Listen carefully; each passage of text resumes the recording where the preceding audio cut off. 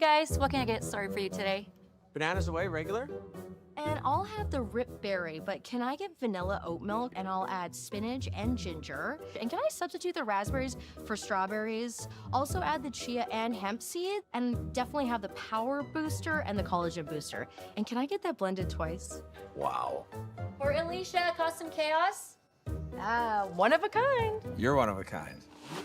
Booster juice, freshly made, your way. The rock faces around Lake Tahoe are legendary. But this fall, new ones will emerge in the Tahoe Basin. Pullman, Mowat, Gushu, and more. November 4th through 9th, the Grand Slam of Curling's first ever event in the U.S. is coming to Lake Tahoe, where the greatest rock stars on earth unite for 6 days of incredible curling, celebrity appearances, and après curl parties you won't want to miss. Get your tickets at thegrandslamofcurling.com. Let's rock.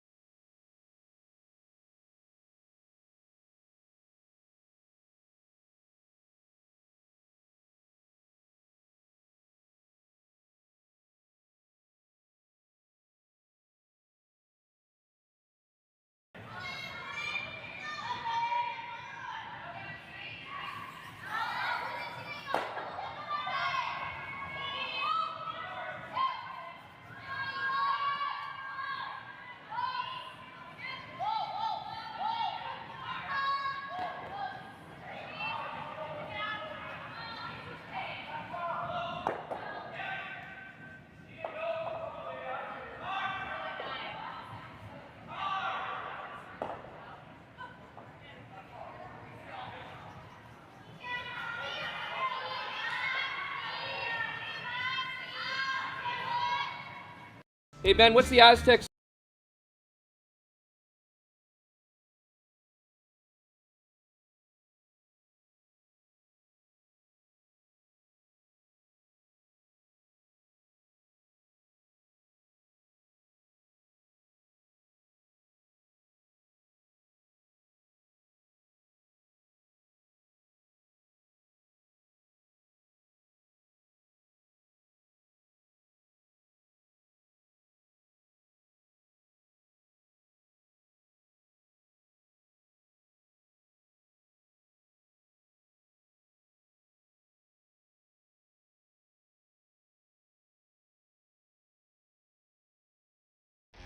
The 2025-2026 Grand Slam of Curling schedule is out, with big events happening all over Canada, like the Masters heading to London in September, the Tour Challenge from Nisku this October, the Canadian Open from Saskatoon in December, and the Players' Championship from Steinbeck coming in January.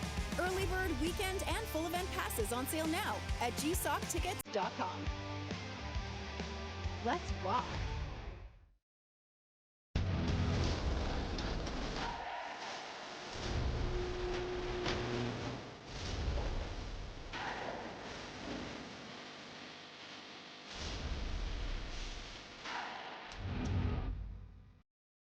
Live curling rocks. And this November, the best in the world are coming to Tahoe. Get your seats now at gsoctickets.com. But hurry, early bird pricing ends soon. Moving cameras, you can do that. Yeah, sure.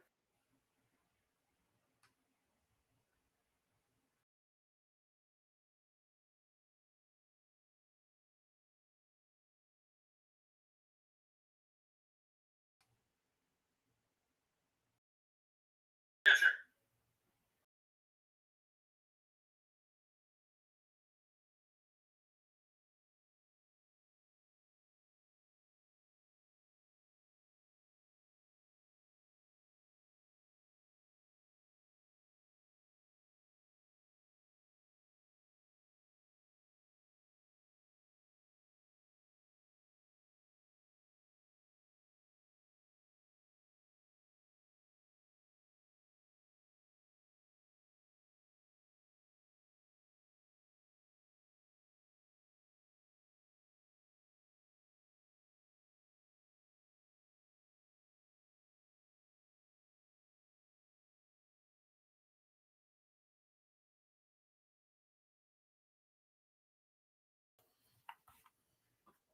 I don't have any feed now either.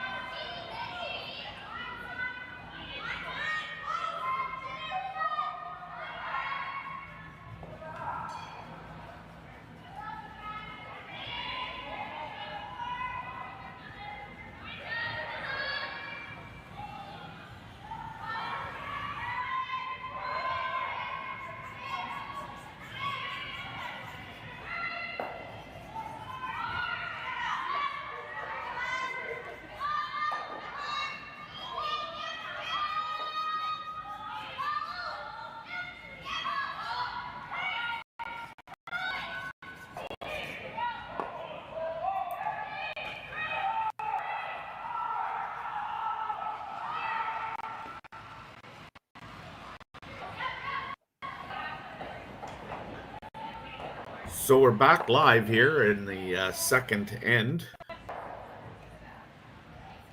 In the first end, Tabitha Peterson scores 1 and leads the game 1-0. Kerri Einarson has the hammer. We're here in the final draw of the women's event, the Saville Shootout from Edmonton, Alberta, curling stadium series.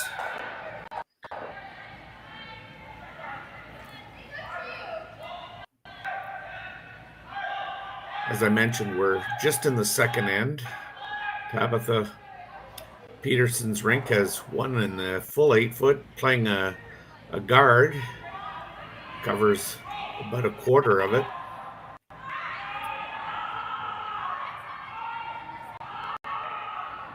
Anderson's team is now going to try and play a bumper weight shot here and try and get a roll underneath.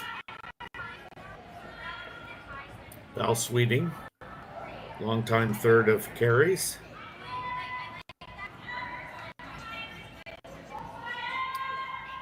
Throwing the rock with Shannon Burchard and Carly Burgess on the brooms. This looks like it's on the front.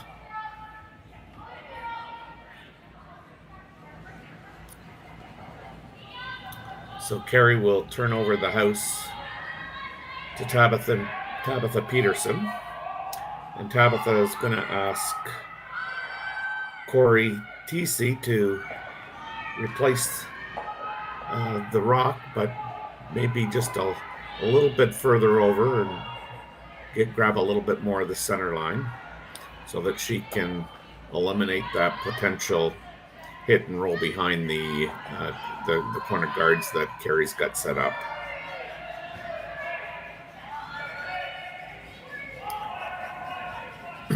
This one looks a little better. Kerri can still chase it, but this rock has eliminated the hit and roll under. Kerri's asking Val to throw her out turn, being a lefty, with some hack weight.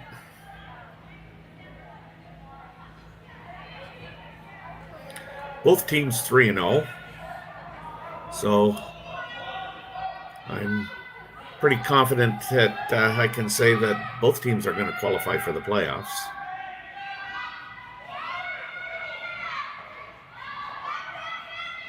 Kaylee on the brush.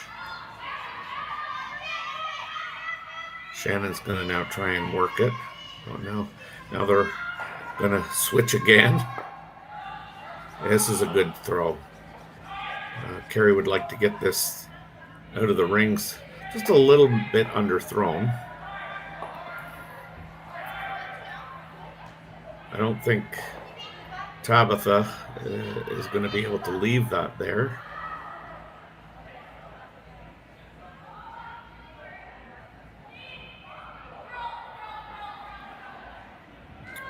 Her and TC are having a discussion about broom placement and the weight they're going to throw.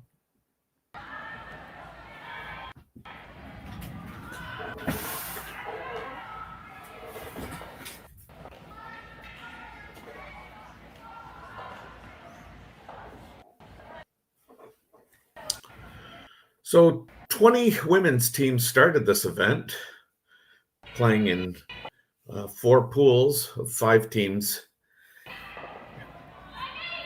They play each other once for a total of 4 games. Top 8 qualify.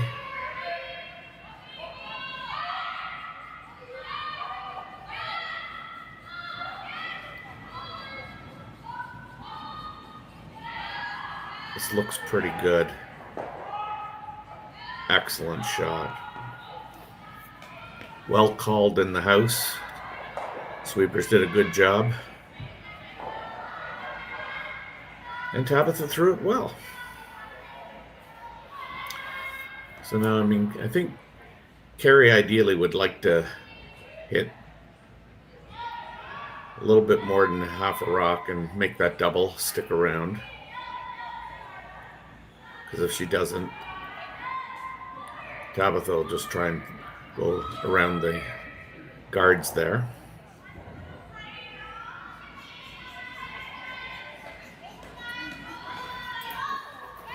Hey, Terry, it's Rory McCosker. You sound a little lonely on this game.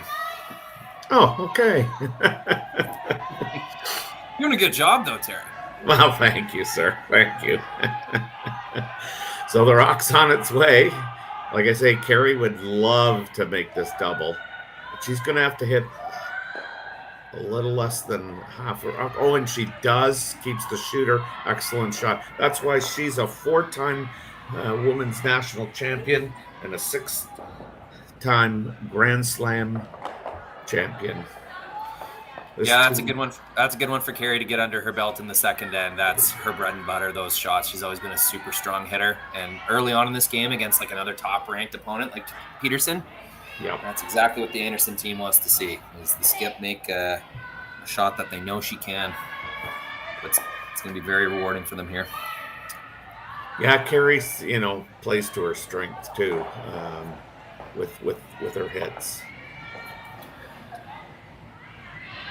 Yeah, Tabitha's going to play her in turn, and they're kind of communicating down to Corey TC that it might be a little down. They'd love to get a roll underneath and force Kerri here, and a well-executed shot, forcing Kerri to play for one. This is the team that any curling fan should have their eye on this year. Team Tabitha Peterson, a team of extreme highs and lows. We've seen them struggle a lot, and we've also seen them knock off some top-ranked opponents. With an Olympic year coming up this year, with the USA Olympic trials coming up in November here, all of those top American teams, they are going to be interesting to watch. You just saw John Schuster win an event in Oslo, Norway. They beat Niklas Edin without Skip Schuster there. So that just goes to show that it's game on for those Yanks curling south of the border. They got a lot to play for this year. Yes, they do. So now this is Kerri's in turn. Draw for one. She needs full 8 foot and a little bit more, I think. Oh no, she just needs to bite the 8 foot. They're sweeping it. Looks good. I always like to, when those free draws, no, that's not a free draw, when you're throwing those draws, you like the sweepers to try and get it to the 4 foot without overexerting themselves. So we've now got a tie game 1-1 here as we head to the third inning, and we'll be back after these short messages.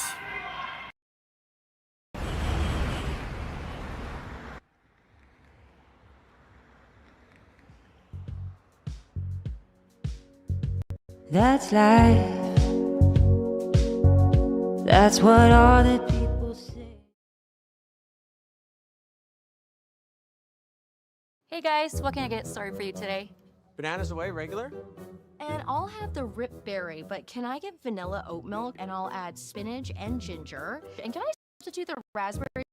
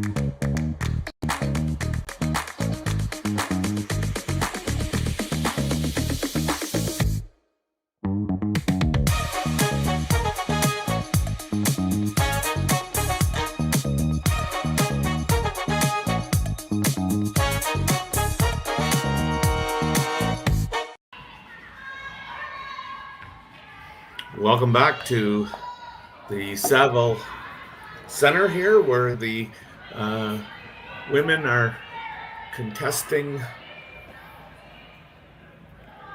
the curling stadium series here, the Saville Shootout.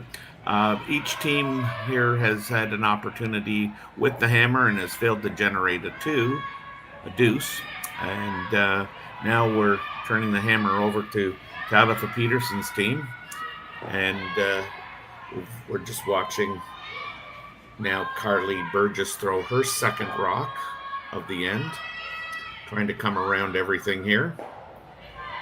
Line's great by the looks of it.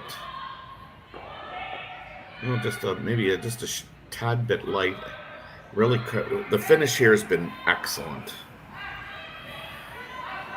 So looking at the curling zone stats for this game, if you ever wonder, how many times these skips have played each other, or what their record is, or what their standings are in the event, you can always check curling zone under game details. Just navigate to this tournament, click game details under the line scores, and I'm seeing Kerri Einarson and Tabitha Peterson have played each other 14 times, and the head-to-head record is not what I would have guessed. It's in favor of Team Peterson. Yeah. 8 wins to 6 wins. Yeah. So that rock's being replaced to its original place because we're playing the 4-guard zone rule. I say 5 because I have to always count to 5.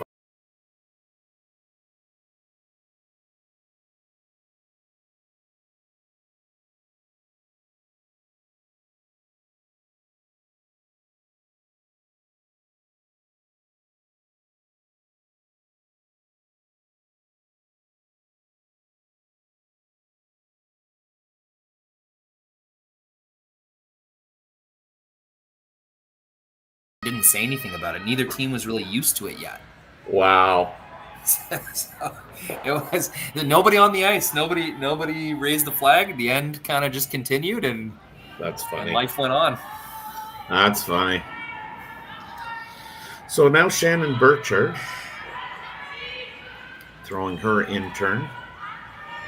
She's gonna try and get around everything here.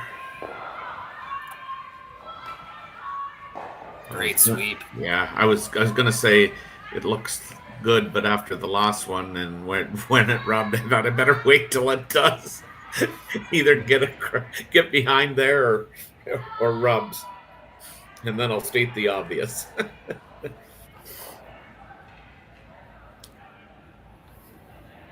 Now Tabitha is asking Tara to take a run at this double. Her intern.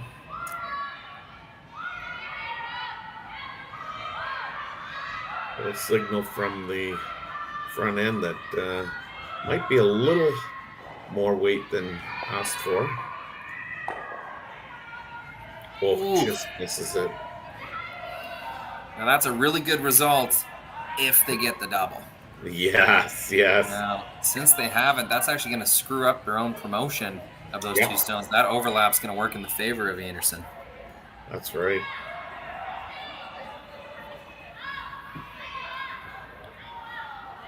I don't think Kerri would be upset if they got around this again.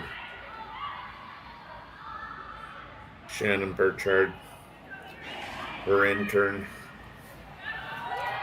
Sweepers get one broom down. Good communication here. I'd like to, if anything, show just a piece of it, but this is going to be a real late curl to get it behind.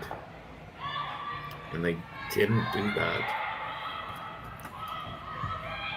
Now it'll be interesting just here to see what kind of weight that Tabitha Peterson asks for, because they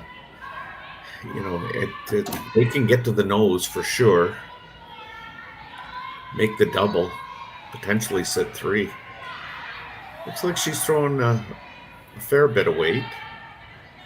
I would say normal.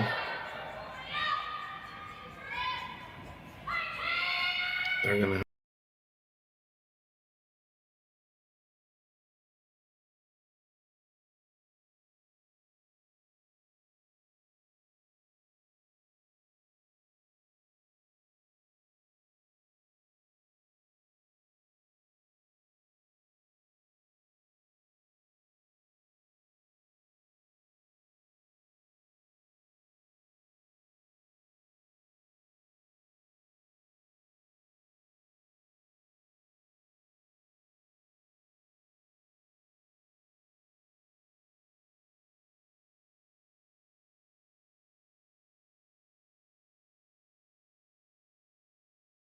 Sweepers are really going hard on this.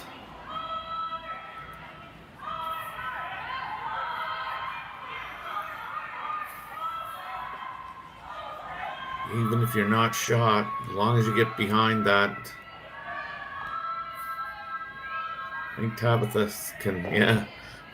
can remove that stone, and depending on how much weight she wants to throw at this, can probably stick around for another counter out on the wings.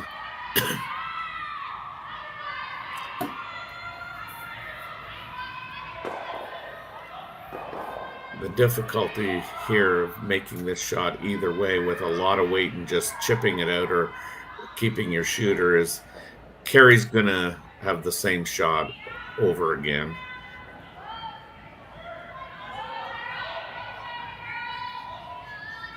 I'll try and carve this.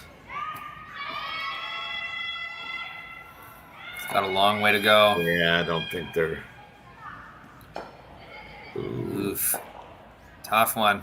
Yeah, it really is, because again now that changes the scene here a bit too. Although if Kerri plays this, I mean, this is going to be a fresh path. It's always tough when you are looking at a really good situation kind of early in the end. Yeah. Especially with hammer. So you know that you have 3 counters in the rings. You almost feel like you're forced to keep the big end alive. And, you know, it's always just one shot away from that kind of what used to be a really good situation sort of spoiling itself. So it's almost getting too rich too quick.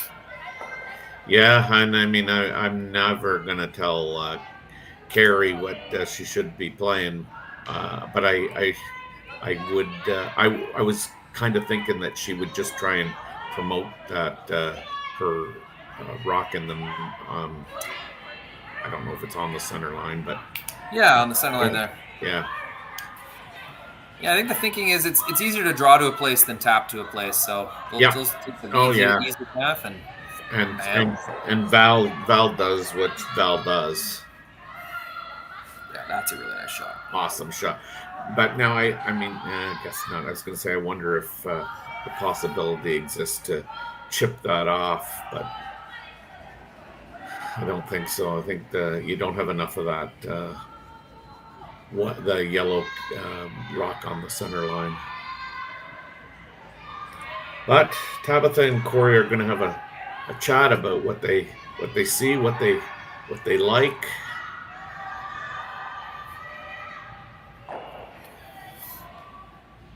The ebbs and flow of an end.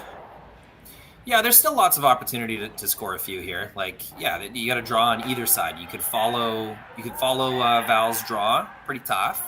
You get a little half tuck on the in-turn side. Either one's gonna have its own sort of opportunity. Yeah, 3 rocks left here. 4 foot still wide open. The end's no way dead, but it's difficult to shake off that feeling of, oh man, we really had a good one cooking here. Yes, for sure.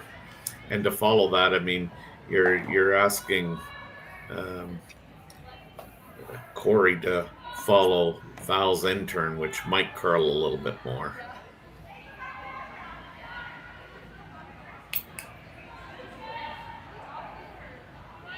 So she's elected to play the in-turn draw.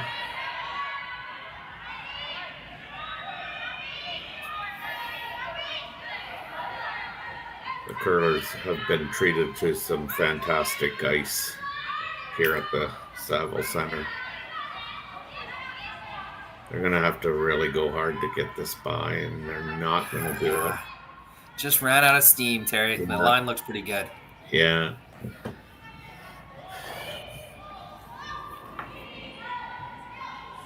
Just while Team Anderson takes a look at this shot, just want to give a shout out to our production girl, Kaylee.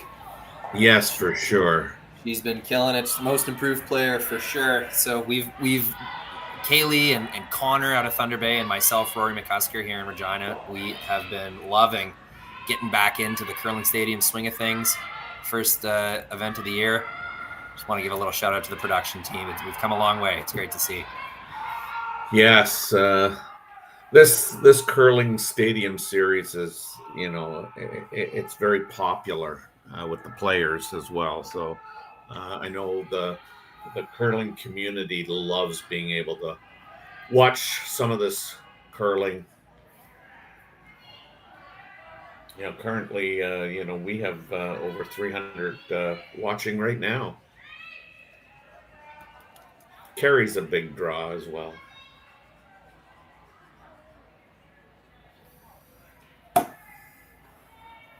But while I mentioned, Kerri's a 4-time women's national champion, Tabitha's a 3-time women's national champion in the States. Yeah, they've had some really good periods. They've had some slam success as well over the years. Always some team kind of shakeups. The USA program, it doesn't operate like a normal kind of curling team. Yeah. The support they get, it's more of an Olympic program. So those girls don't necessarily choose, who plays what position or exactly, when and where they play. So that it's a bit of a different dynamic that they have to work with. But these are very serious curlers. They love the game. They've been playing their whole lives pretty much. I really like the USA curling people. The curling stadium produces a lot of the USA events, and it's a lot of fun. Yeah. Any Canadian curling fan that has not been to a USA event, go try it out and just see the differences. It's pretty inspiring. They get a lot of energy going. They fill the stands a lot of the times. Always something to do at a USA curling event. Yeah. So the front end had a little bit of advice there for Kerri, maybe, and said, "Have you thought about this, or do you like maybe the possibility of XYZ?" And Kerri's and the front end have come down, had a little chat with Val, and they've made a decision. I don't know what the decision was, or even the input that was made, but Kerri's getting ready, and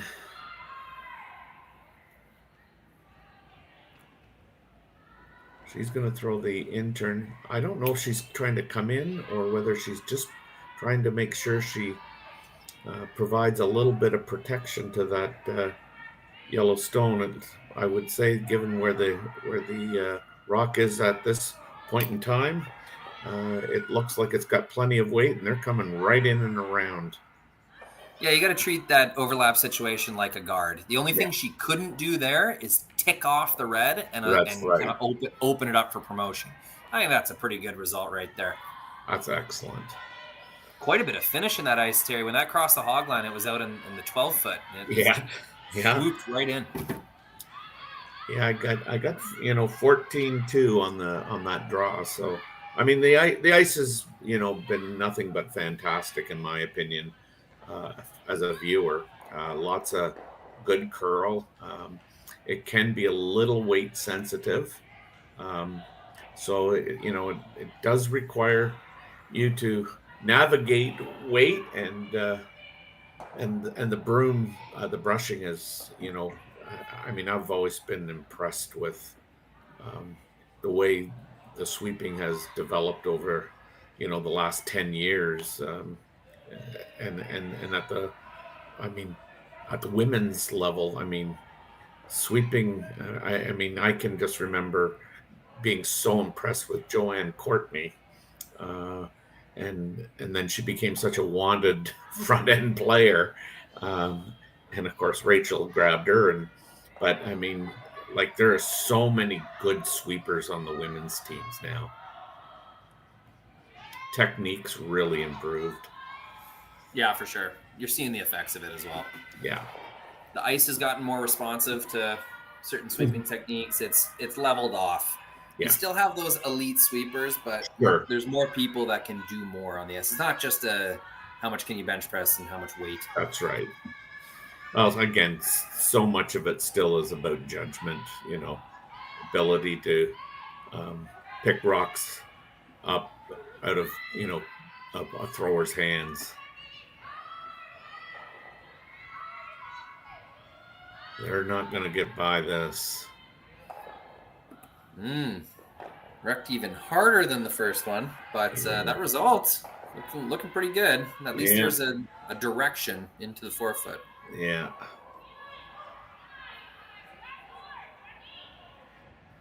And I think Kerri's quite content to try and make sure that red onto yellow isn't available. Yeah, it's only for 1 point as well, so not a huge risk. Just guard it up, and if Tabitha makes it, hats off, you get your single point. Yep.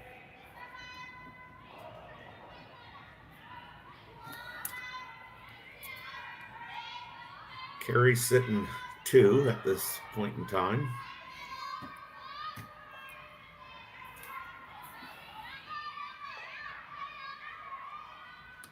I think she'll have that out-turn draw, as difficult as it is. I think that'll be what she looks at. If Kerri is able to execute this rock into the position that she wants it, this is curling real quick. Yeah, guards on this swingy ice, especially when you're trying to guard a specific setup in the middle. Man, they're tough to make. Tough to sweep, too. Yeah, no, she's got that. That'll work. So now Peterson's got to kind of figure out how she can eliminate one of those Kerri Einarson's counters, or how she can find a way to the button.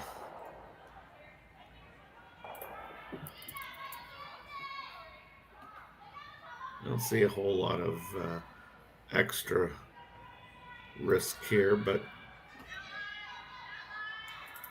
I mean, you're going to give up 2. You're going to give up 2. I mean, it'd be really unfortunate to give up 3.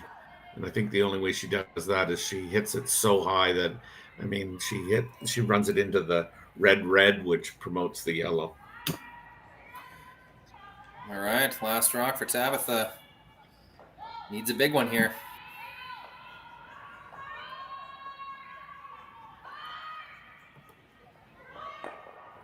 Ooh, like this maybe?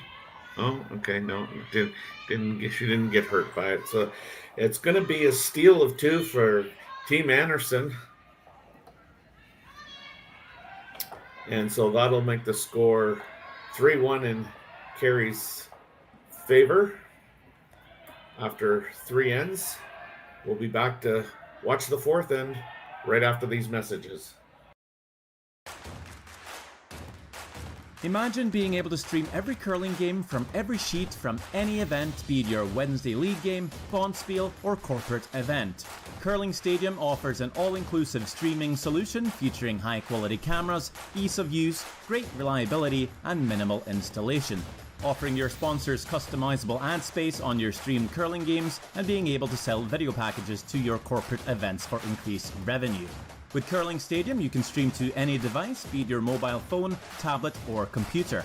Push the feed to your desired platform, be it Facebook, YouTube, or any other social media. Curling Stadium is simply the way forward. Where it's commonplace in other sports to televise every game, we want to do the same. Curling is a global sport, and it's time it gets the coverage it needs. Make your curling club the next Curling Stadium. The rock faces around Lake Tahoe are legendary. But this fall, new ones will emerge in the Tahoe Basin. Homan, Moe, Gushu, and more. November 4th through 9th, the Grand Slam of Curling's first ever event in the U.S. is coming to Lake Tahoe, where the greatest rock stars on earth unite for 6 days of incredible curling, celebrity appearances, and après curl parties you won't want to miss. Get your tickets at thegrandslamofcurling.com. Let's rock.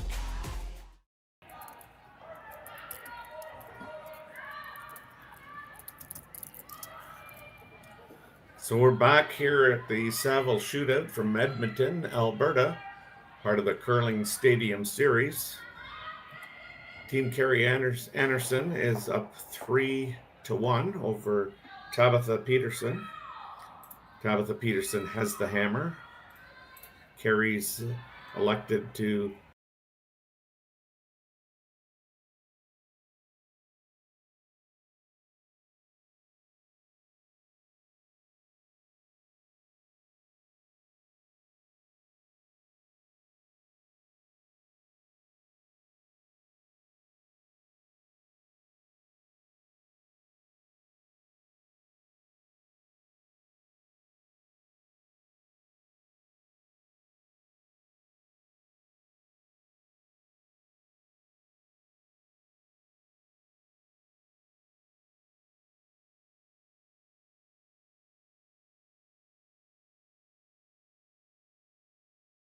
now the last part of the hyphenated name, but I'm going to take a guess. Heed? I think that's pretty close. Hyde, maybe? I don't know. I mean, my son had auditory processing problem, and all I remember from English is the saying that when you have two vowels together, the first one does the talking, the second one does the walking. He said that to me 100,000 times. and I say it like that, and I don't even know if it's right. You know what I always say about these pronunciation issues while commentating in a sport that just has so many teams, and especially Curling Stadium, where we cover so many events with lesser known teams. Yeah. Is if I've never heard you say it, how am I supposed to know how to say it? So you know what? I try my best, but I never apologize. Because really, what am I going to do? I just got to guess until someone comes up to me at a rink and goes, "Oh, hey, it's actually not Heidi, it's Heidi." Okay, yeah, well then I know. Yeah, no, for sure. I always apologize because I don't want a grandma or grandpa yelling and screaming at me. That is who gets a little more sensitive about it, for sure. Yes. So we got a corner guard, and Kerri's guarded shot rock, and now Tabitha Peterson is asking Tara to come around that corner guard that they threw up. So game on.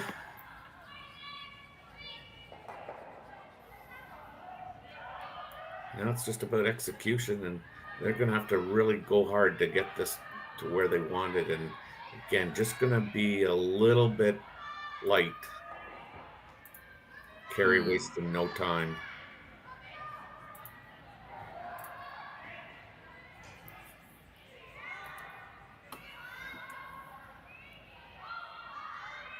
She's going to ask Shannon to remove that stone just thrown.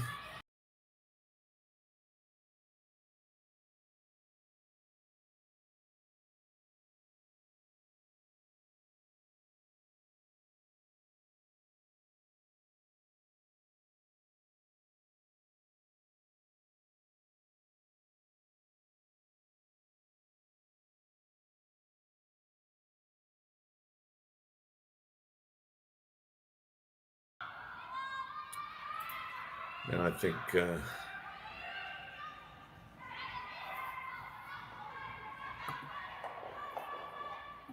little surprised.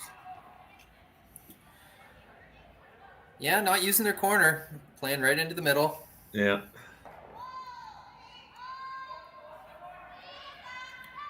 I'm sure she's got a plan. There's still, still 5 rocks remaining with hammer here. Lots of time to make something happen.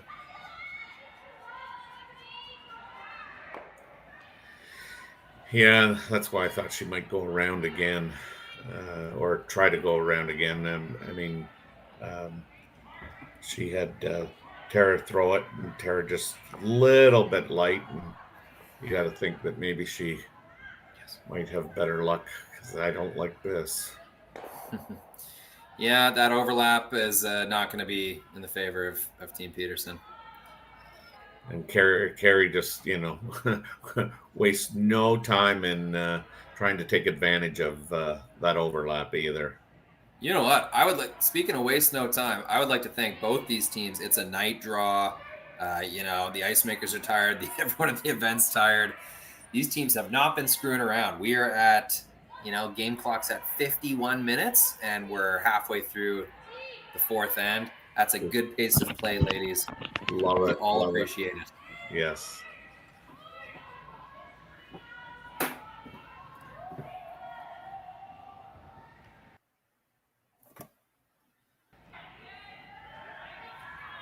Yeah, Tabitha can't be overly pleased with the way this kind of end has unfolded after the front end's finished. Yeah, that one does come a touch deep. Yeah, it does. It certainly is going to leave Team Peterson with an out. Yeah, there's room here for sure for Corey Tesey to make a little tap and flip this end. Get something cooking for Team Peterson. Yeah, this is an intern draw. They've just watched it come down, so they should have a pretty good idea of the weight. I was just going to say, this is going to just stop short, but it looks like it might be on moving it. Yeah, it did. Get a little.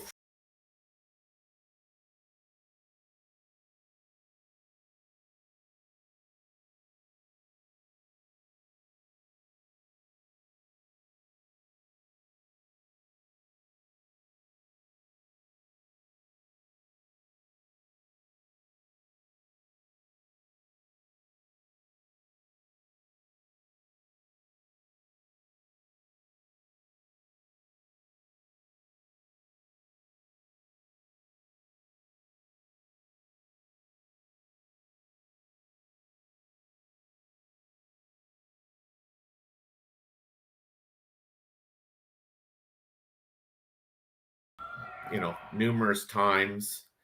You still everything's different because it's where you're working from and the system, and because I think Jerry had for the most part had the main operational functions, or I don't know, because I'm not a very techie person. So, but I just remember you talking about. Yeah, I shout out the production crew earlier. I'll give a couple more bits of insight on how this all works. So people like Terry are volunteering their time. We have a tiny little bit of budget that we'll throw commentators' way, but it's not very much. They're essentially volunteering their time to watch games with us and commentate. So that's very appreciated. A couple more people. Jerry Gertz works his buns off, making sure all these streams are up and active and responding to the various little issues that need responding to. James Gordon in Saskatoon here. I can actually see him on another screen of mine, setting things up. He's very good IT infrastructure kind of thing. John Benton, he leads Curling Stadium and all sorts of new ventures and constantly optimizing, constantly working with others. Jed Brundage, there's a big team.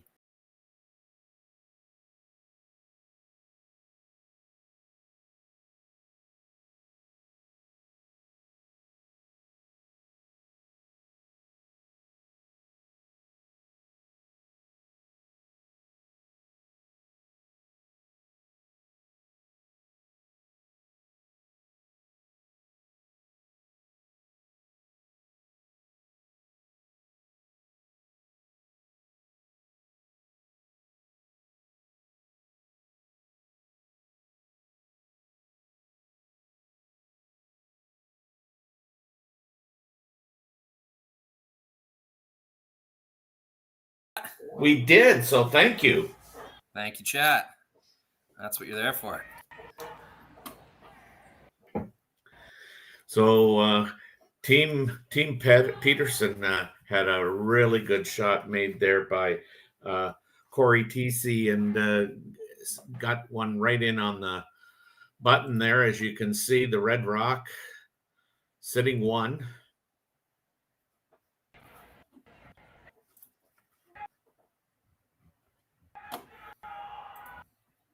Here, I'll flip our names in there. I can live. Oh, one sec. Yeah, it's funny because I've I don't know how many games I've done with Dave Schmel and Jimmy Nix, and they respond, especially Dave, to people in the chat, and I have tried I don't know how many times to be able to do that, but I don't know how to get into the chat. So keep it up on a separate screen. I find that's the easiest. Your phone or a different screen, and then it's just kind of sitting there waiting for you. Yeah, well, I mean, but you have to be. I don't know. I don't know how you do it because like I don't even see a spot for where to type even.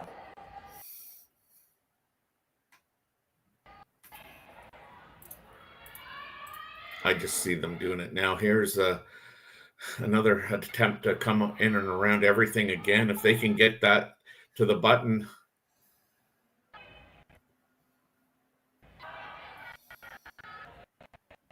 Right in there. Yep.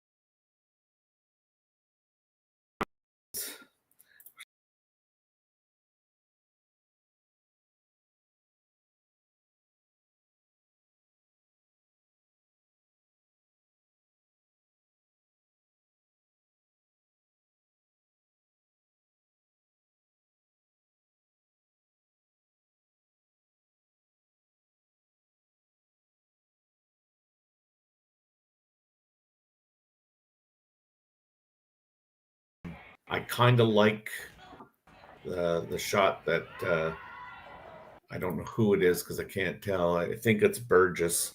I like the shot that she's even mentioned, that she was even mentioning off the outside yellow one, because I think Peterson, I think she might consider playing that on her last one. Kind of like this.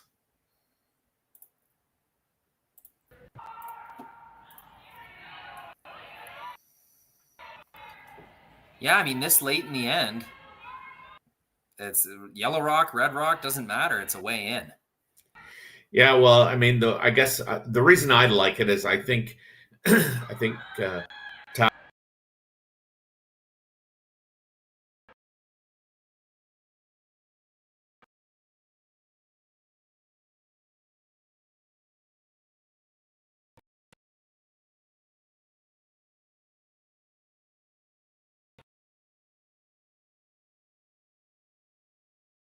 too.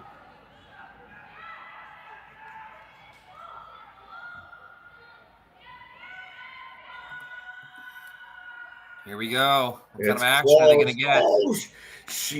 How unfortunate.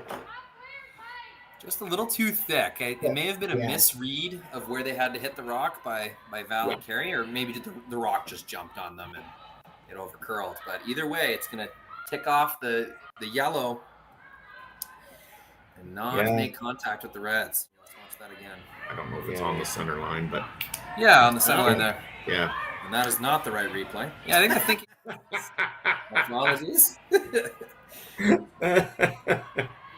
figure out my my replay buffer now. Yeah, so now certainly Tabitha can come in there and probably get to a position where she can actually sit 3.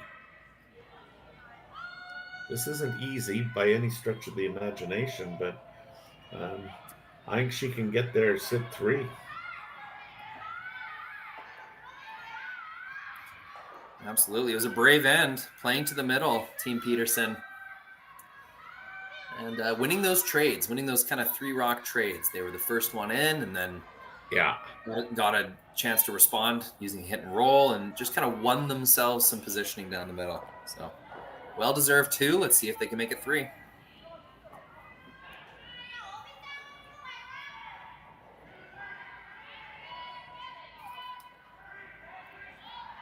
You got to keep that out there as long as you can, I think.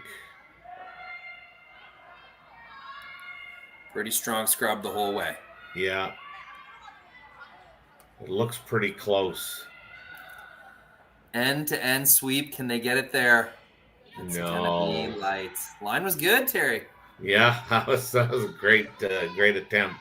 Just unfortunately that it came up 2 feet short. But you know what? They get 2, and that 2 kind of came out of a really great shot by Corey TC, and we have a tied ball game here. Or I guess it's not a ball game; it's a curling game. But regardless, it's tied 3-3 as we go to the 5th end.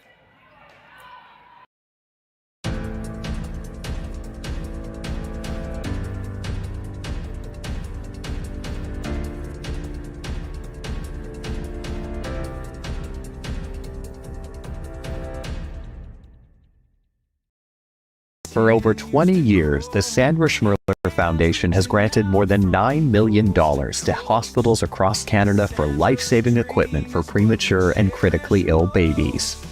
In the past 4 years alone, $4 million has been granted thanks to the curling community's incredible generosity. The need continues year-round, and with your help, we can ensure every baby has the chance to grow up and become a champion, just like Sandra.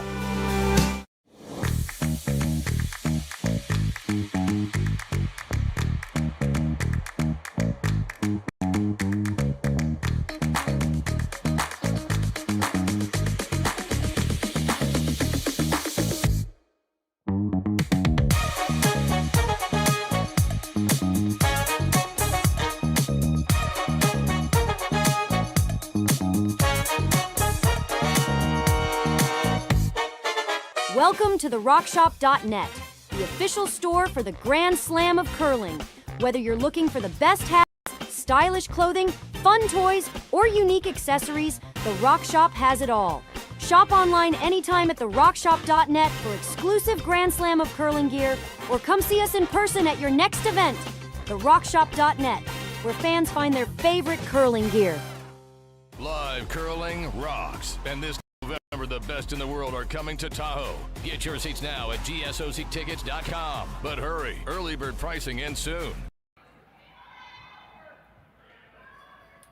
Welcome back to our 5th end coverage of the game between Tabitha Peterson and Kerri Einarson. I'm Terry Corbin along with Rory McCusker. That last end, Team Peterson really turned that around with a great shot by Corey TC, and followed that up with a great draw by Tabitha Peterson, and kind of took 2 out of the jungle there. Yeah, that was one of those shots where if Corey misses, they're in a world of hurt. Like, there's a bunch of junk down the center, a bunch of Einarson stones to promote, really no other way into the scoring area, and TC makes a really nice one.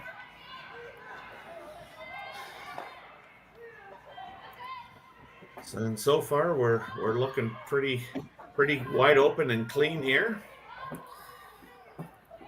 Yep, you know what, Terry? I've produced a lot of curling games over the last 4 years. I have always noticed the 5th end is a hurry up end. Teams are just kind of responding, hit. It's like everyone knows that the sixth end is so important. Like the scoring swing and the percentages of winning the game in the sixth end is so important. You know, teams are more than happy to just get in the hack and chuck some easy shots, get the fifth end over with.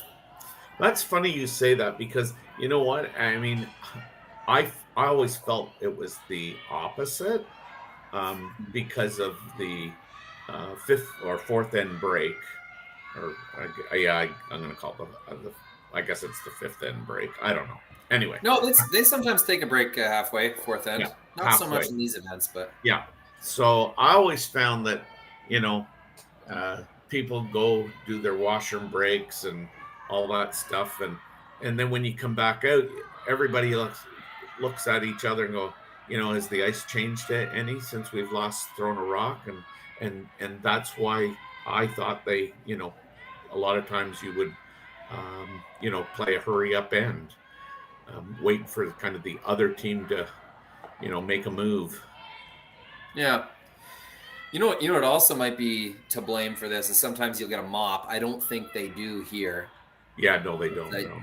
You get a mop, and that speeds things up a bit, tricks the leads, and then what should have been a guard is now in the rings. Then they respond with a hit, and before you know it, you've got a one-way ticket to Blanksville, as Darren Mullen would say. Yes. We're definitely running through this end.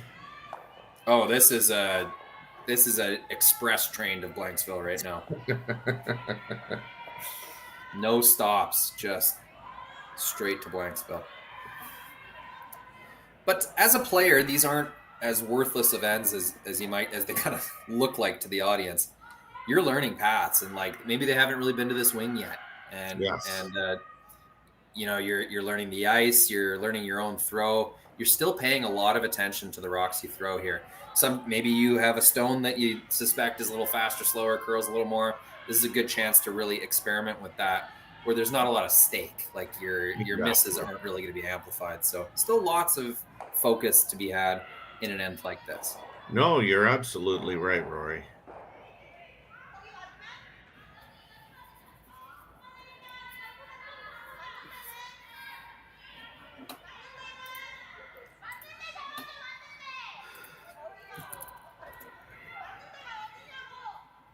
So the front end has completed their task. So now we're in the third position. And a burn. Oh, and I was zoomed out. Oh, how bad of luck is that? Yeah. Accidentally burns the stone. Yeah. And instead of potentially even throwing a corner guard on that, Kerri's going to just, what we used to always call, we'll play the junior deuce out. If we get it, fine. If we don't, fine.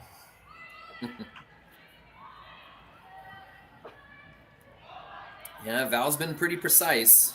Yeah. But yeah, you make a good point. With 4 rocks remaining, 3 opposition stones, and to not leave them a double is going to be pretty tough, because the opponent's going to be able to roll and kind of manipulate these stones to be closer together, maybe create a double for themselves. You got to put your rocks in pretty exact spots to maintain this kind of deuce throughout the end. Yeah.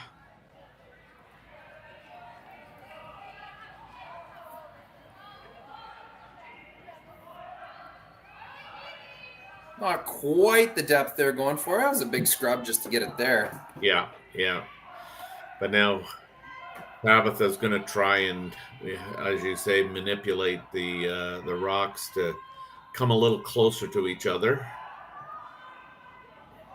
Val has been on fire this game so far. We've seen some pretty precise shots from her. Yes.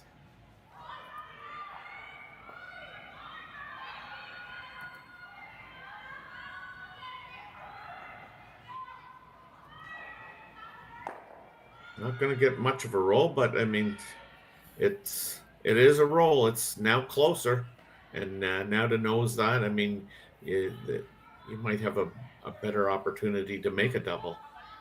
Although you get two options here. You can try to get them flat, or you can try to get them kind of so sharp that a double would be quite difficult. So it looks like Kerri's signaling for the nose. That means she's going to be happy with getting them sharp.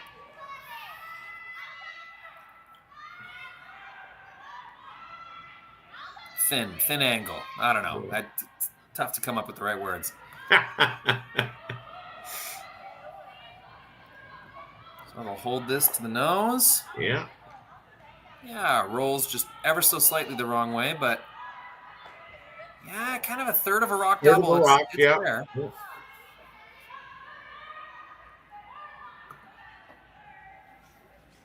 Oh, got my rocks wrong. We've been playing pretty fast. Couldn't quite keep up, so it is skip stones.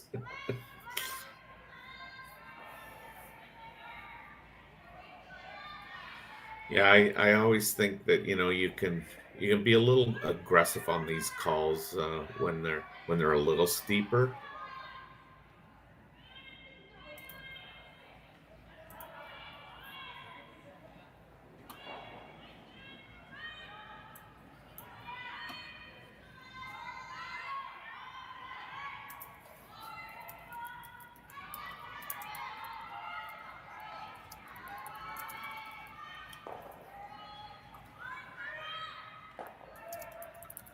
So this is Tabitha's first stone of the fifth end.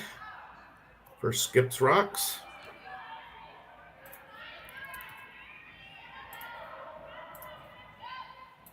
I think what's really important is, she stays in the rings and moves the rock a little bit closer.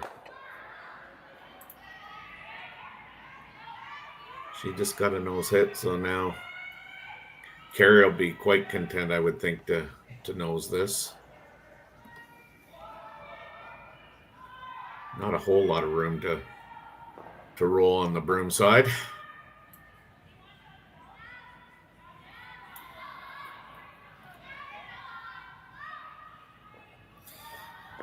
Let's get a look at the Saville Sports Complex here.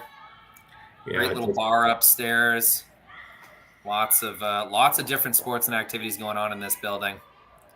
It's a pretty cool place. If you're ever in the city of Edmonton, it's definitely worth stopping and checking out.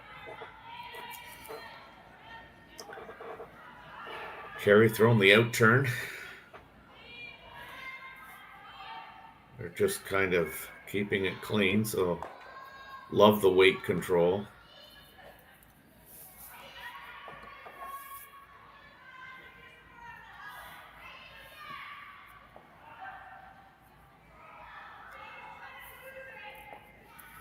No sense taking on the double here, I guess.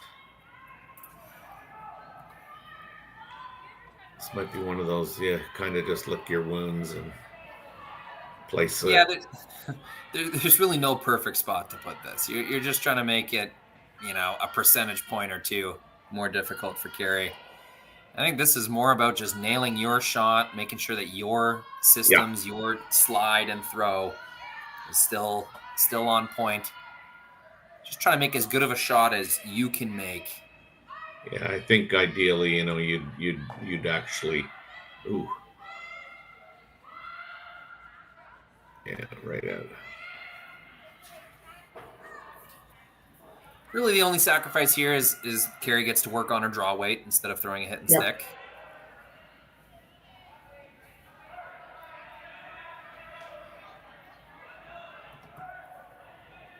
Yeah, it was an unfortunate burn of a rock there that allowed this deuce to evolve. Yeah, I'm not sure I'm going to call it a commentator's curse, but it was right after I said that we had an express train to Blanksville. Well, the train got derailed. It happens sometimes.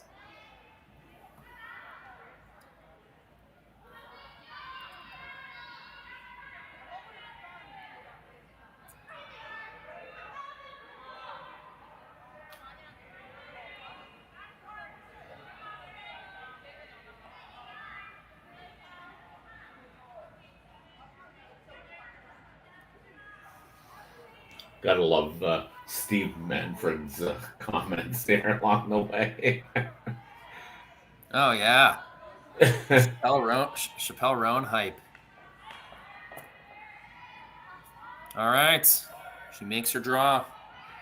Yes.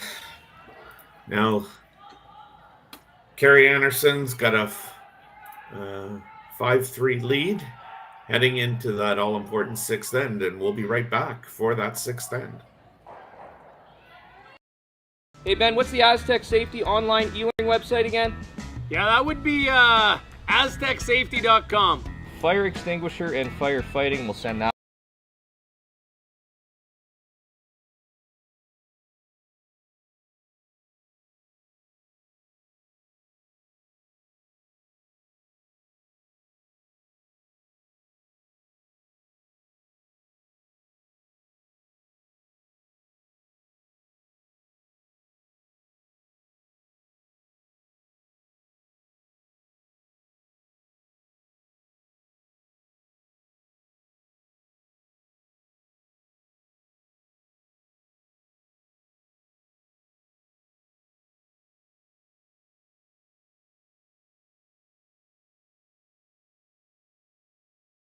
Weekend and full event passes on sale now at gsocktickets.com. Let's rock.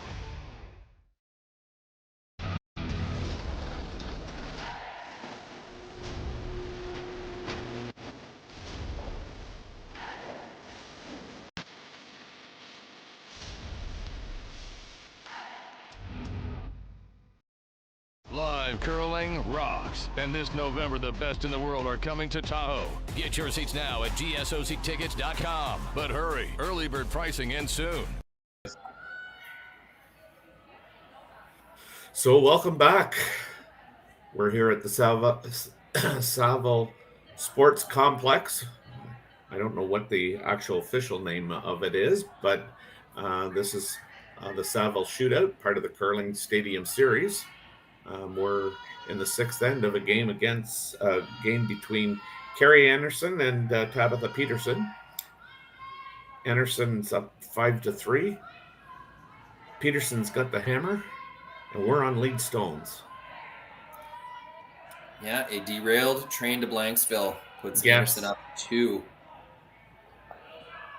But Peterson can make it right by scoring a two of their own here in the sixth end, tying it back up. Yeah, that's... After all, if they would have given up the blank in the fifth end, you know, there's a decent chance that Einarson would have got that deuce in the sixth here anyway. Yeah. And that would have been an even worse situation. So try to make the most of it here if you're Team Peterson and put a crooked number on the board yourself. Sounds like you're looking for a silver lining. Yeah, it's not great to give up 2 ever, but that's how I'd be thinking about it if I was out on the ice there. Okay. There you go. Yes. Yes, and looks like a familiar face behind the glass of this game. Oh yes. Trademark toque at this point. Yeah, I was going to say the infamous toque.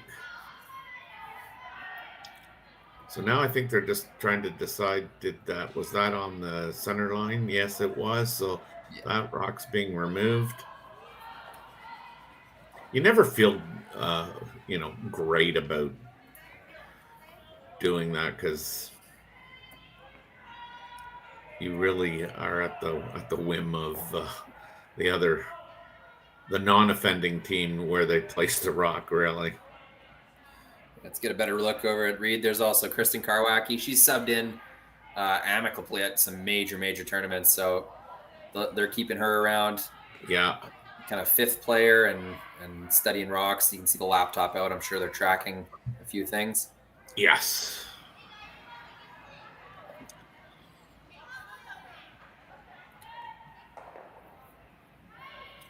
So now Kerri's asking Shannon to come around this center guard.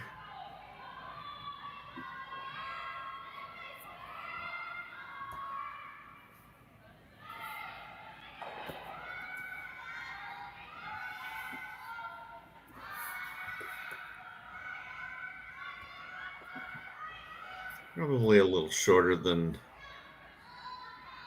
was called, but yeah, still it's on the right side of 50%, I would say. That's right. Yeah. And this is Tara Peterson, the second for Tabitha Peterson. I've always thought she had such a good big weight hit slide. It makes a lot of sense her playing second. Yeah. And they're going to bleed that into the rings to allow Anderson to sit 2. Yeah, not a super important counter this late in the game, down 2 points, but that's right. Not ideal, of course. Hopefully they didn't cue that thing up to come into the forefoot later on. Pretty simple strategy here for Team Einarson, up 2. As long as they've got an excuse to draw the forefoot, that's what they're going to do. Yeah.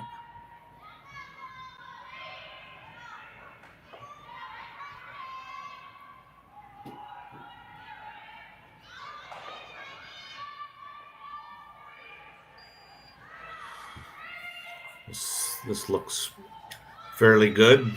A little better, maybe weight-wise. And I think you want to, because potentially Tabitha's running in a rock of her own.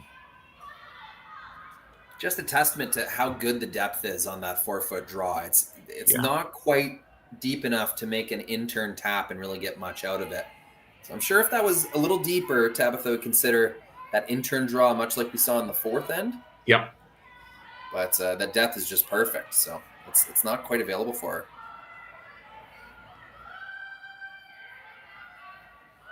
Trying to talk this one out.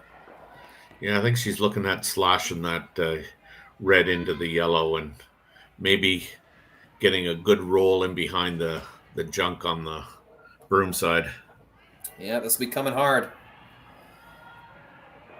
A lot of weight from Tara. Kind of flipped that one in a little bit. You could see on the zoomed in release there. Close. 1, 2. Oh, So close. Yeah. All right, partially because I want to see that again and partially because I want to test my replay buffer. Let's try watching that again. Well, nope. I don't think you've got that, buddy. Not quite. We're not there yet. It's like throwing that shot, just testing it out. After the non-blank, the blank end to Rhodes, or sorry, the end to Blanksville got derailed. Yeah, my replay buffer is derailed. I think that might have to be an after the game kind of thing. Yeah. Beauty of watching on YouTube, though, you can queue up your own replays. That's right. I like sharing little tricks. We were talking about tech. If you're watching on YouTube, I don't think the TV has this feature. You could always just use your remote control and select backwards. But if you're watching on your phone, if you double tap on the left side of the screen, it'll take you back exactly 10 seconds. So if you wanted to kind of make your own replay and see something again, just do that double tap backwards, and you've created your own replay.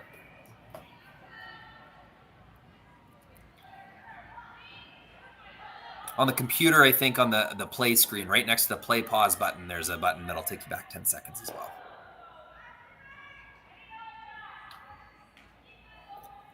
Another narrowly missed run back. Yeah, jeez. They're close, just not quite getting there. Once they make that run back, it's going to be a pretty good situation for them, but they're running out of time here, Terry.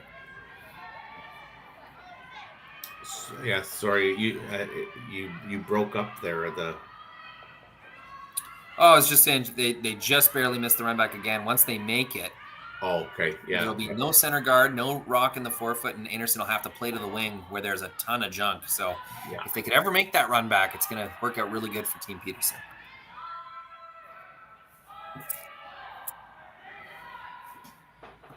Yeah, we're getting down to the nitty gritty here in this end.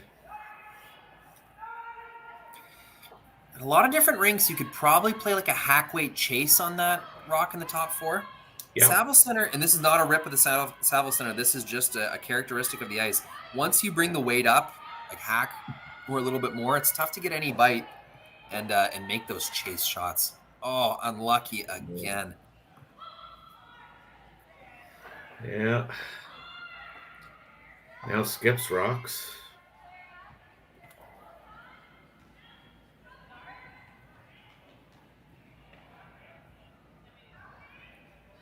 Kerri's going to elect to guard this rock, and it'll be interesting to see whether Tabitha chooses to potentially get a Skips deuce by going around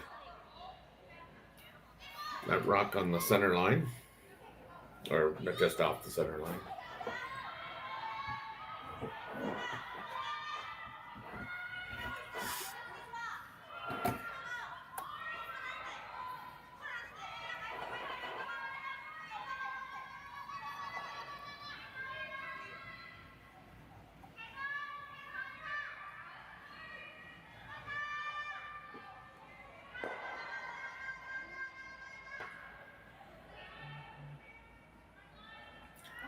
So this is just a guard that was called.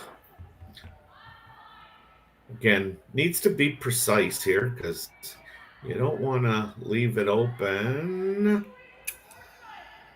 Did it overcurl just a tiny bit? Looks pretty good.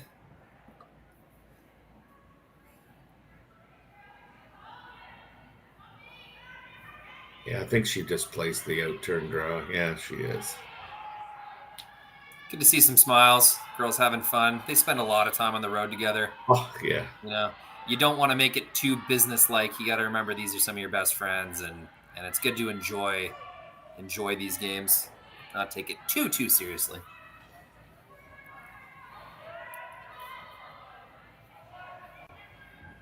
Yeah, they've seemed to have had, good chemistry on this team right from its inception. Now, I know that one member of the team that originally got together isn't with them anymore, but I was always, impressed with the chemistry that they did have.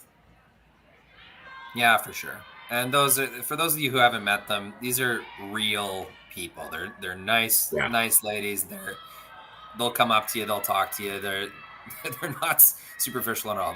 They're curlers, but they're people, and it's really easy to cheer for once you've met them. This is looking pretty good here. If they could just get it for shot, they did. Wow, nice throw. Yeah, Kerri says, hey, you know what? If we can prevent a deuce here, it might be considered a win. What's really impressive about that shot to me that Tabitha just made is they've been throwing hits all end. They've been trying to clear guards all end. She hasn't seen her teammates come down that path, but still gets in the hack and just aces one on a kind of blind path where both line and weight had to be perfect. That is so true.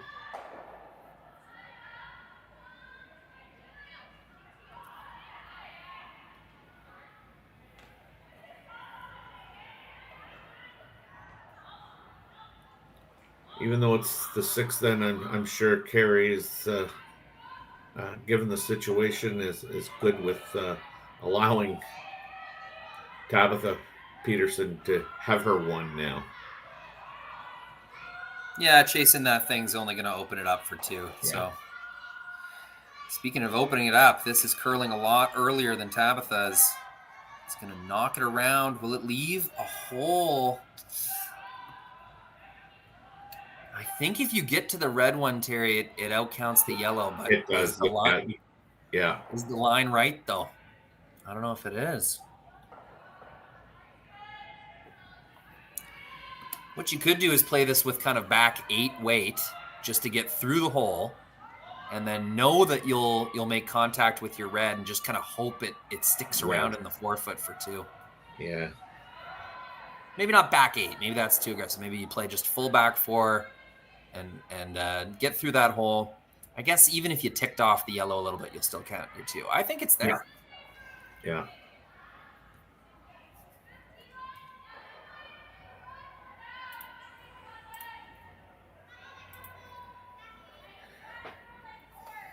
Yeah, the key is getting through the hole, obviously, and she's just played this. Just gonna be a little different line.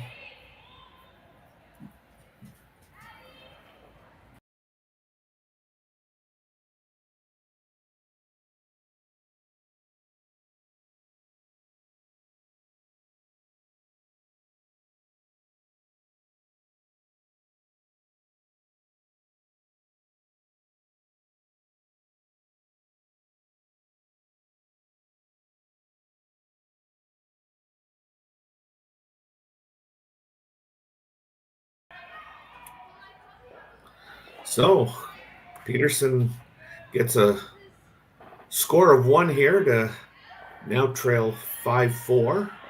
And we're going to head up to the 7th end away from the glass, and we'll be back to cover that live in just 1 minute.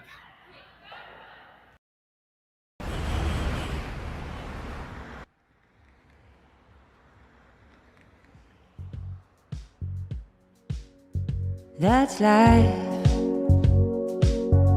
That's what all the people say.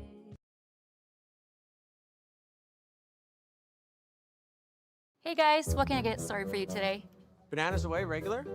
And I'll have the rip berry, but can I get vanilla oat milk and I'll add spinach and ginger? And can I substitute the raspberries for strawberries? Also add the chia and hemp seed, and definitely have the power booster and the collagen booster. And can I get that blended twice?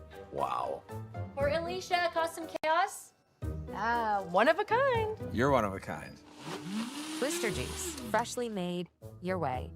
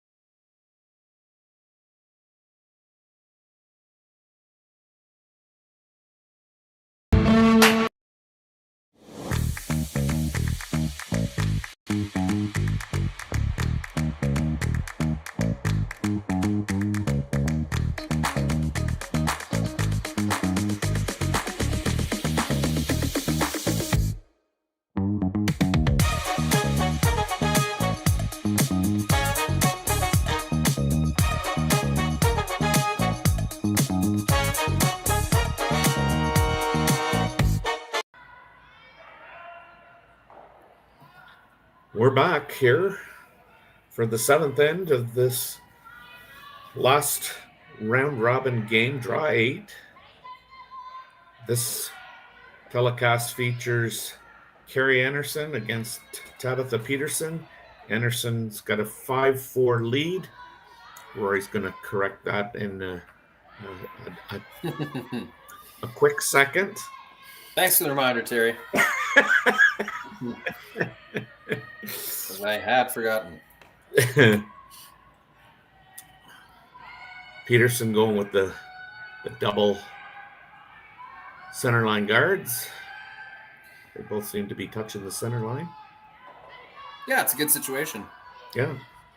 I'm not sure if that was a light draw or whether they called it in there, but yeah, they got 2 center guards. You know, from the depth of the first one, it probably on purpose. So, yeah, good 2 guards there from Taylor Anderson Heidi. We got the spelling correction from Arlene.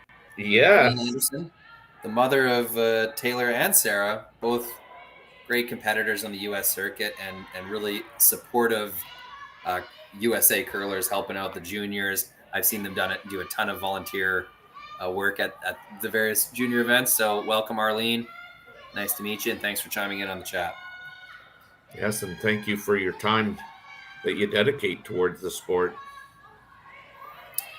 Yeah, these curlers, they don't get this good on their own. You need supporting parents, and just I think back to my parents coaching and driving to the rinks and all the time and energy they put into it. Yeah.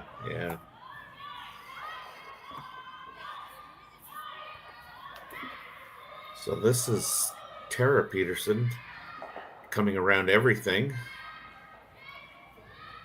Well done.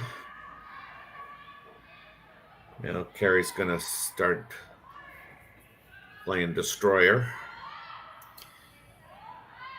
Absolutely. Here, let's see if we can watch this one down the gun here.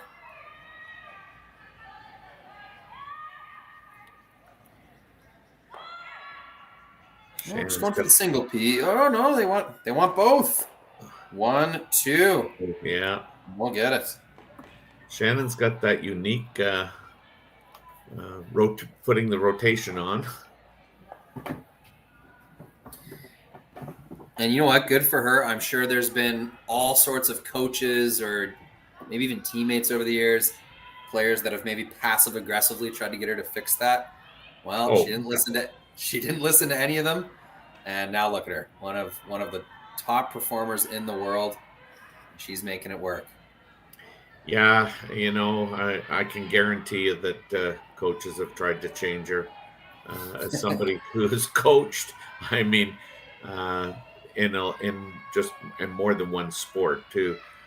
You know, it's easy to identify, you know, kind of a technique issue, but you know what? I mean, whether it's, you know, kind of golf or whatever it is. I mean, some people just physically, you know, they either don't have the body or whatever it is to make it feel natural. And if you don't, if you know, the more you practice and it just never feels natural, then I mean, I think you're kind of, you know, not playing to, you know, your strengths.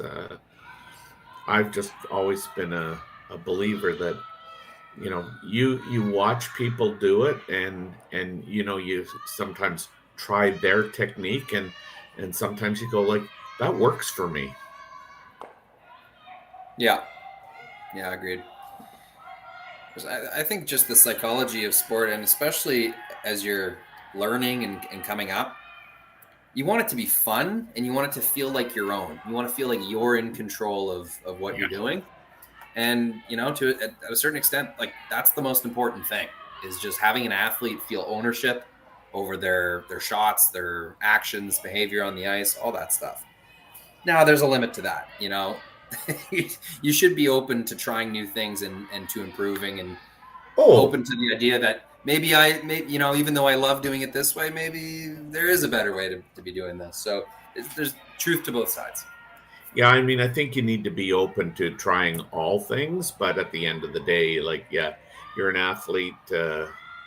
In the case that we're talking about, you know, it's your body, it's, you know, your mind. You know, you got to do what you think's right for you.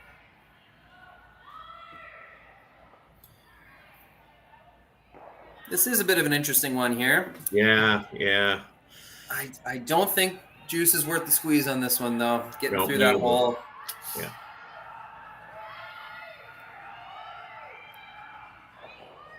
I think she's just looking to straight peel this.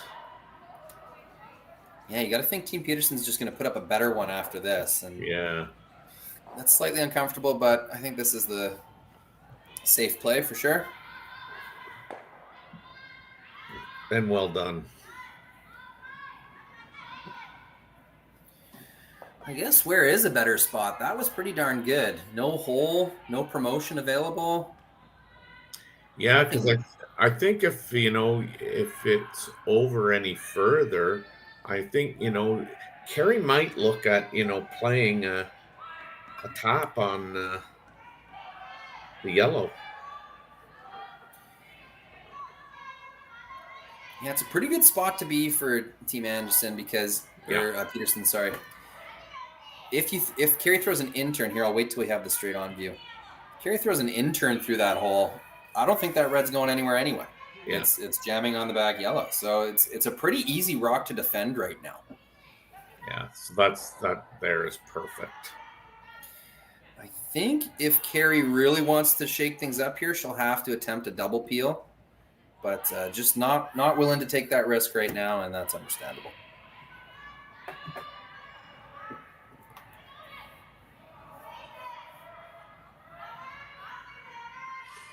Yeah, you know, this is the kind of first spiel of the 2025-2026 season, and it already feels weird in conversations like no Jennifer Jones this year. Like she's been a staple of curling in Canada for how long? It's just gonna be different, I think. Yeah, it's got that feel for, and if it feels different now, Terry, wait till February and March when all these teams blow up and rearrange themselves, and the flurry of retirements, and these Olympic years are a fun time to be a curling fan. It's not only that; there's a bunch of international attention on curling. Curling gains a bunch of attention, new players. Yes, it's a great time these every 4 years when curling is featured in the Olympics. Yeah, I guess that was the only part that surprised me a little about her timing of walking away. I mean, she had such a great run at the Scotties. It was kind of a storybook ending, but at the end of the day, really would have liked to seen her take one more stab at an Olympic berth. Yeah, and I mean that's only a compliment to Jennifer and her legacy. But I've gotten to know Jennifer. I work with the Sportsnet Grand Slam of Curling crew, and she's doing an excellent job commentating, learning so much, taking it so seriously, taking it as seriously as she would playing, learning all the ins and outs of the industry, and just trying to get better. And so we still get to enjoy Jennifer, just with her voice on the broadcast. That's true. Well, and she started that before she left as well. It was like, yeah, they were working her in she was commentating games in the same spiel she was playing. So yeah. That's a lot of effort. That's really putting a lot of mental energy into it.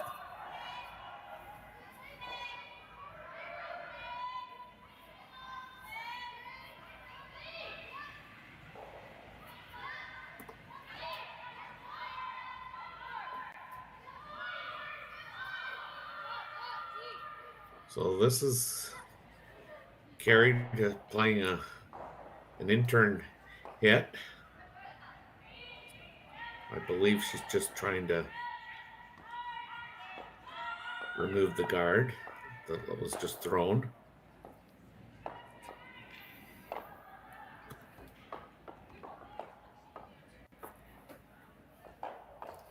All right. How bold does Team Peterson want to get here?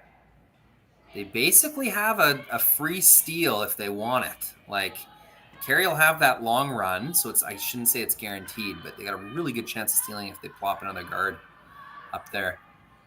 Looks like they considered drawing into lie 2. It's not the worst choice, down 1 in the 7th. I mean, at one point, it's not the best situation, but tied without coming home. Looks like they've decided to just throw another guard. Yeah, I think that is, kind of the natural tendency.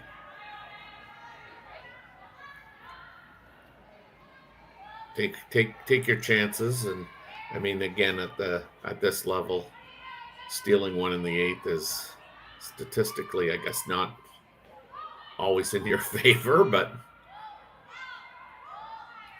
this has got to stop. Really biting. That curled super hard at the end. You could see it hogline in. It was really grabbing. I don't think they left enough of that yellow where a promotion's going to be possible. So it does the trick. And that's this long run back she's always had. Yeah, and you could never take away everything here. There's 2 ways to make this, Terry. You could kind of nose it, lose the back yellow, count 2 that way, or you could it's going to jam no matter what. I think that's the only way to make it. Yeah. I guess you could just squeeze by the top yellow, get it on the inside, roll your shooter out, and count the 2 yellows in the rings. I guess that's the other way you can make it.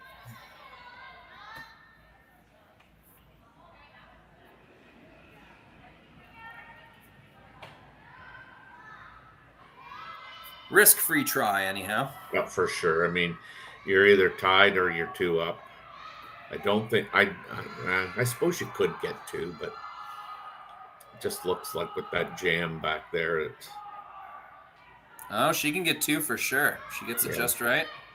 Oh, yeah. Just a little inside. Yeah. Couldn't quite hold it out. So, I mean, the good news, Rory, is that the likelihood of a blank. Don't say it. Blank extra. I've seen it before. Oh, hey, we did a game last year where we played full 10 ends because we couldn't decide it in the ninth. But anyway, we'll return for that all-important 8th end after these messages from our sponsor. Imagine being able to stream every curling game from every sheet from any event, be it your Wednesday league game, bonspiel, or corporate event. Curling Stadium offers an all-inclusive streaming solution featuring high-quality cameras, ease of use, great reliability, and minimal installation. Offering your sponsors customizable ad space on your streamed curling games and being able to sell video packages to your corporate events for increased revenue. With Curling Stadium, you can stream to any device, be it your mobile phone, tablet, or computer. Push the feed to your desired platform, be it Facebook, YouTube, or any other social media. Curling Stadium is simply the way forward. Where it's commonplace in other sports to televise every game, we want to do the same. Curling is a global sport, and it's time it gets the coverage it needs. Make your curling club the next Curling Stadium. The rock faces around Lake Tahoe are legendary. But this fall, new ones will emerge in the Tahoe Basin. Homan, Mowat, Gushu, and more. November 4th through 9th, the Grand Slam of Curling's first ever event in the U.S. is coming to Lake Tahoe, where the greatest rock stars on earth unite for 6 days of incredible curling, celebrity appearances, and off-break curl parties you won't want to miss. Get your tickets at theGrandSlamOfCurling.com. Let's rock. Like, learn this one and then break the rules. Yes. Welcome back for the 8th end here in this game between Kerri Einarson and Tabitha Peterson. We've got a 5-5 score. We've got Kerri Einarson's team with the hammer. So we've already stated it that with Tabitha scoring that one, you know, the likelihood of an extra end pretty much got diminished, but I've been reminded that it has happened before, and yes, I've been a part of it before, so. No, you've guaranteed no extra ends. If this goes to an extra, I'm locking the cameras and getting out of here. You know, you and I have talked about this throughout the, I'm going to call them our intermissions in between ends. This game has been played in with a really good pace. Like we are going to be just at the 2-hour mark. Yeah, it's like you never see that anymore. Yeah, you know, it started with international. The Canadians would complain about international teams. Oh, they're playing so slow, blah blah blah. Right. But somewhere along the line, the Canadians slowed down themselves, and now at these events with no timers, which is understandable. It's an army of volunteers to time a game properly. Oh God, yes. And you know, it's just slowly but surely the culture of the competitive game has shifted to, you know, people taking their sweet time in the hack. Lots of discussions between shots. There's a bunch of reasons why the games are taking longer, but they definitely are, which makes this so much more significant that we're, like you said, we're at that 15-minute per end pace. Yeah. Pretty incredible. Yeah. So as we start this end, I mean, we've if you're Team Peterson, like, you know, you got to be pleased that you know, you've got two rocks in the out front, and I mean, I'm sure they don't really mind where the Einarson rocks are right now, but it's a good start.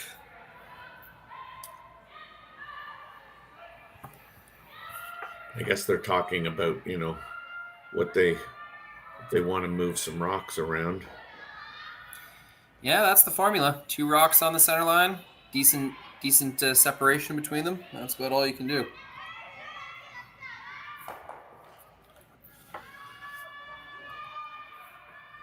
So it looks like they've chosen to try and push that one into the, behind the tee line for sure.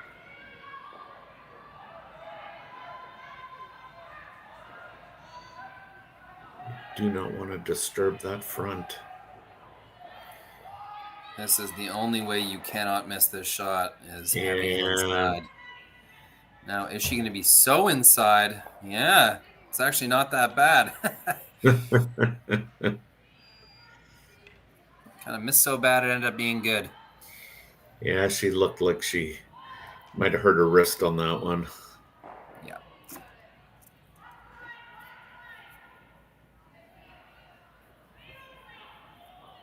So now Kerri's asking Shannon here to potentially make a double peel.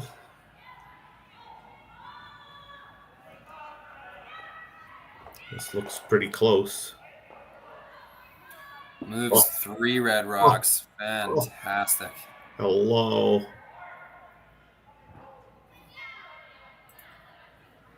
Great shot, Shannon Burchard. Yeah, these are the situations in these like tie game or extra end situations near the end of the game. It's your second. If you can get a big double peel, or in that case, a triple peel, it just really fills the team with confidence.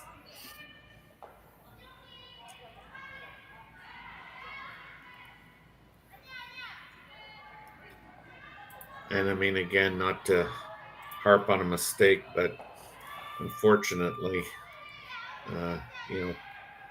Tara just moving that rock off the center line really changed the opportunity that was before her.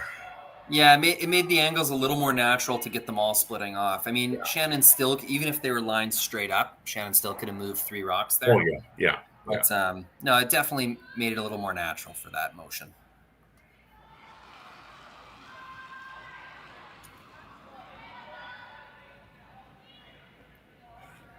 It's been a really strong game for Team Einarson.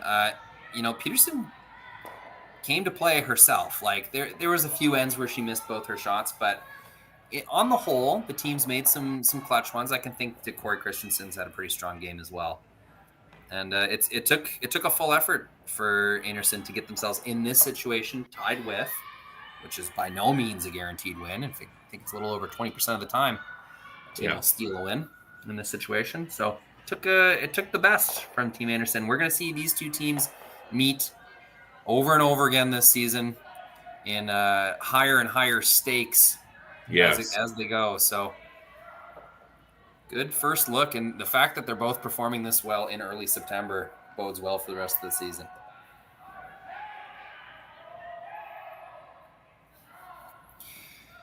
Now, not dead yet. Those 2 Einarson stones in the rings, you can make a freeze on the back one. You can tap one of those top ones on your first shot. There's still opportunity left here for Team Peterson to make some magic happen. Oh yeah, for sure. This is Val Sweeting's first rock. Pretty routine for Val. Ooh, 3 rocks remaining, choosing to come into the rings now. I thought they'd throw one more guard before doing this. The plan must be to make the freeze now, have Einarson attack the pile, and hopefully there's something behind the tee line to use. Yeah. Corey's going to skate down and get a better idea of this plan. I support this. There's no reason to rush this shot. It's a very important decision.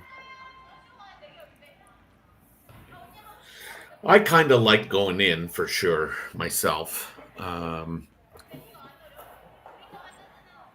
don't think you can place that anywhere short where,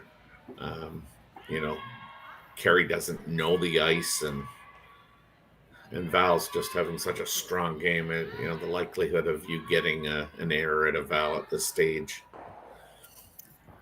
just doesn't seem to be there. So, oh, for sure. I think my thinking would be just the math, just how many rocks are left. You're making Einarson burn one more rock is the advantage. Yeah. I think, and then you come in on the skips first. If Kerri, maybe not just makes a mistake, but leaves something behind, you'll have something to draw to or something to protect. Coming in now, in my mind, just accelerates the process of these rocks moving off the middle. So looks like they have decided to guard. Yeah. Oh, I mean, and yeah, your thinking is sound for sure. That's the beauty of curling. You don't have to be right. It's just about having a plan and thinking it out and just knowing why you're doing something. If you don't really know why you're throwing a shot, that can become a problem. But if you have a plan, sure, go right for it. So 2 more rocks go away. And here we are on Skip's rocks. Making that freeze on the back one. The hope is Kerri either misses the run back or jams it in such a way that you're going to be shot at the end of it. And now, Terry, that rock on the 12-foot, I guess, has a little bit of meaning now.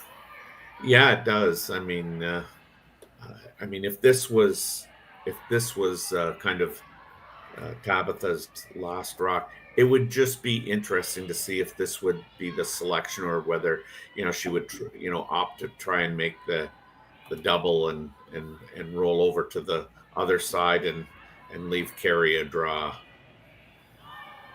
I mean, I think she probably plays this, but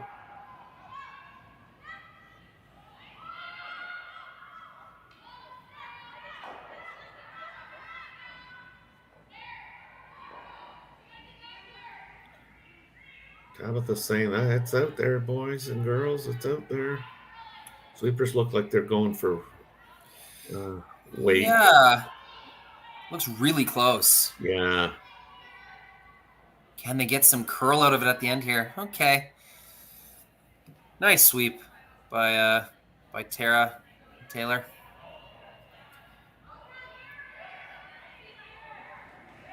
They were manipulating line and weight the whole way down there. Yeah. Yeah, if that's got another 1.5 feet to it. Mm-hmm.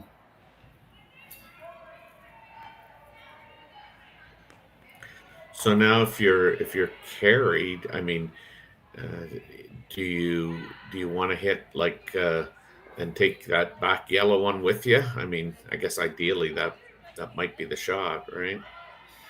Yeah. Oof. A lot to consider. If you take the back one with you, you're risking jamming the red one into it. It's really only a few inches away. Also, if you take the back one with you, you could attempt. I guess there wouldn't really be a double to lie to.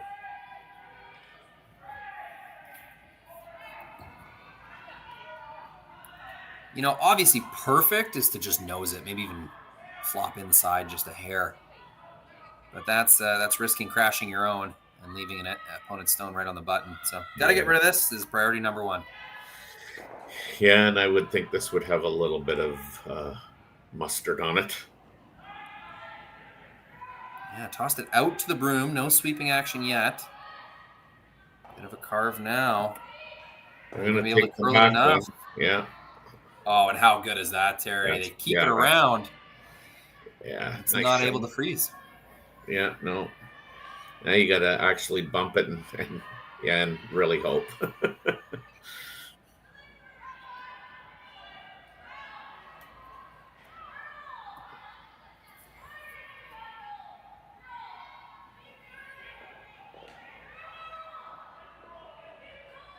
So,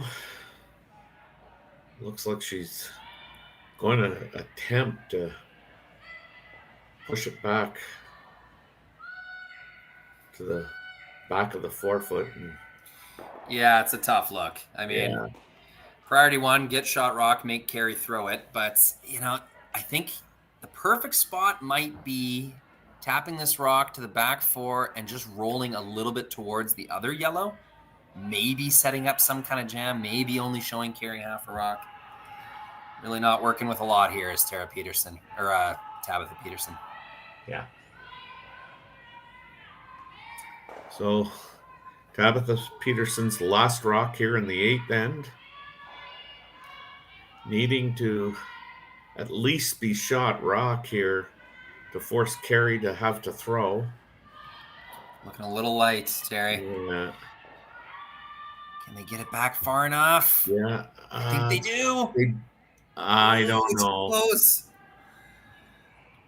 Well, they're going to walk away from it and pretend it's good anyway. That's right. Of course you are. It would take Kerri to go, I'm not throwing. Yeah. Okay, let's see if I got a zoom in option here. Oh, they are. They're going to concede. Yeah, they conceded. So that concludes the women's 8th draw and the portion of the round robin.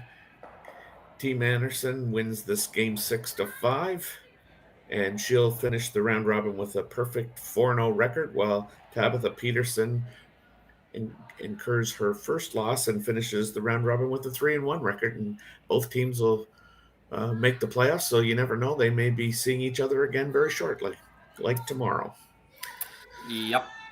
Look for these teams to make some noise tomorrow. They both played quite well tonight. Any final thoughts, Rory? Yeah, I mean, Team Einarson, when they're playing like this, they're a buzzsaw. They showed us tonight. Like I don't remember seeing 2 misses in a row. I barely remember seeing some half makes. I'd be interested to see Team Anderson's percentages tonight. They were red hot. Yeah, it was definitely a well-curled game with some, dynamite shots both by Kerri and Tabitha, as well as the other members of each team. But the end result was, in my opinion, that the better team actually won the game. So anyway, for Rory McCusker and I'm Terry Corbin, and thanks for joining us. And be sure to join us tomorrow as the quarterfinals start at 8 a.m. or no, it might not be 8 a.m. It might be a little bit. Oh yeah, no, 8:30 Mountain Time. Yeah. So for all of you who stayed with us and watched a really good curling game, thank you, and we'll hopefully see people tomorrow for the quarterfinals. Good Thanks, night. Terry. Good night. Don't go to bed, guys. Keep watching curling. That's right. Live curling rocks. And this November, the best in the world are coming to Tahoe. Get your seats now at gsoctickets.com. But hurry, early bird pricing ends soon.